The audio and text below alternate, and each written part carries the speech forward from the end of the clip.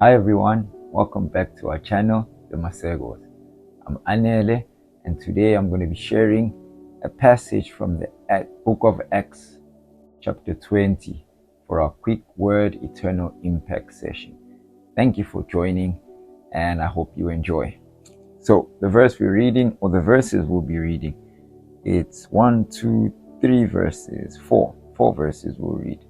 It's Acts chapter 20 from verse 7. Now on the first day of the week, when we were gathered together to break bread for communion, Paul began talking with them, intending to leave the next day, and he kept on with his message until midnight. Now there were many lamps in the upper room where we were assembled, and there was a young man named Eutychus sitting on the window sill.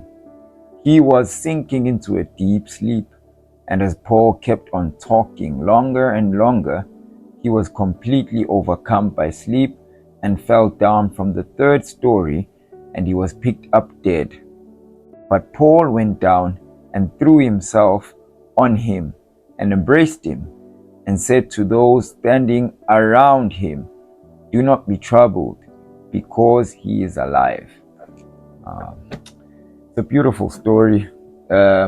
There's a lot of lessons that we can go through, but because this is quick word eternal impact, I'll just focus maybe on two. The first lesson is that there are people who are living, yet they are sleepwalking through life.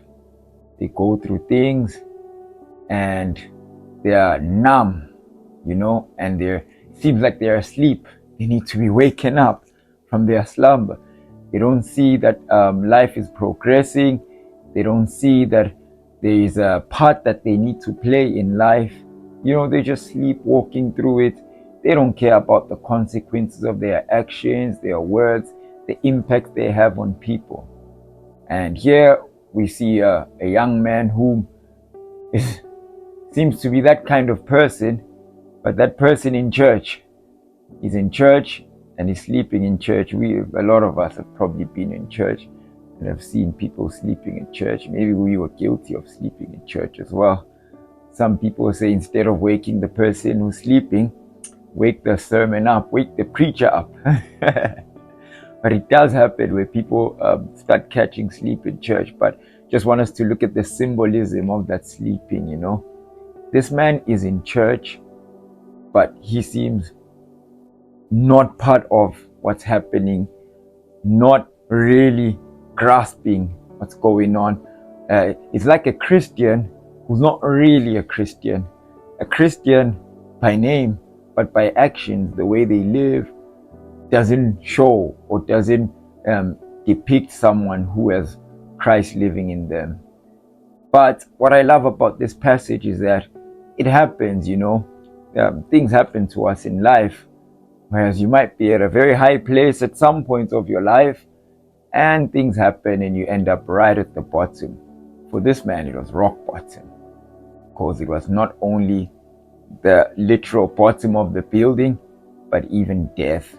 You can't go beyond that, when it comes to worst experiences. But he even experienced death.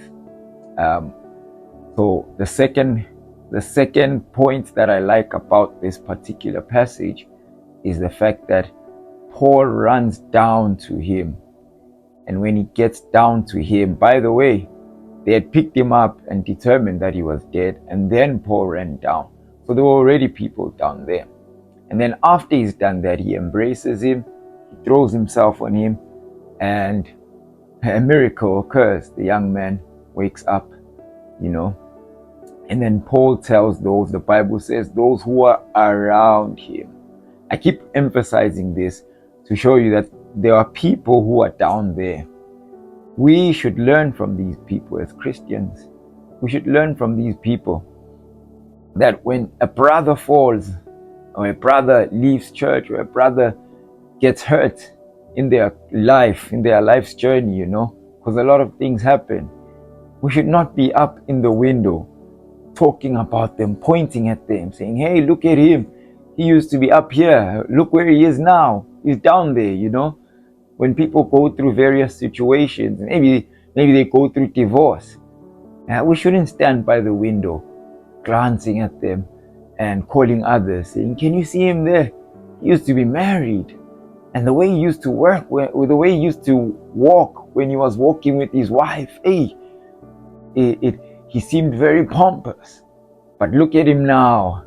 That's not the kind of attitude that I am grasping or I am taking from this particular text, from this particular passage. I'm taking lessons from this passage where people are not up there talking about him down there, but they are down there with him. The one brother, Paul being the one in this instance, actually throws himself on him and embraces him, showing him that I'm trying to empathize with you, the pain that you are going through. I wanna be there for you, so that you feel comforted. As much as I can't resolve your problems, I can't solve the things that you are going through, but just being there with you, being one with you, so that you feel my warmth and you feel the connection, the attachment. That's the kind of attitude we need to have as Christians. That's the kind of attitude we need to have as parents of a household. That's the kind of attitude we need to have as spouses. That's the kind of attitude we need to have in the workplace as colleagues.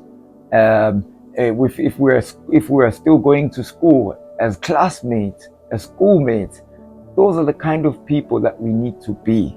That's the kind of reputation we need to have, that we are the kind of people who are there and can offer encouragement. And that's the lesson, or those are the two lessons that I'm picking up from this particular passage. Number one, there are people who are living, and though they are living, their eyes are wide open, but they are actually quite asleep as they are navigating through life. Those people need us. We need to be there for them. And that's the second lesson, that when those people go through whatever they go through, and they are from the top go down to the very bottom, let's not gossip about them. Let's not make them feel uncomfortable, make them feel like they don't belong where we are. We need to be communal, and we need to continue living life the way that God intended for us to live, and that is to be there for one another. In fact, Christ does say this. He says, "By this shall all men know that you are my disciples, if you have love one for another." So that's our encouragement for this week. Please, guys, sorry, we apologize for all the videos that we have been missing, in the weeks. We've been sick and we've been working and all of that. But hopefully, whenever we are able to post videos, we'll keep posting. We'll try commit to that. Please don't lose heart on us. Continue to watch. Continue to subscribe. Don't unsubscribe now. And continue to share as well with others, I hope you got something useful today that you can hold on to for the rest of the week, and also share with others and give them encouragement too. Thank you, and we'll see you again next week. Fingers crossed. Bye.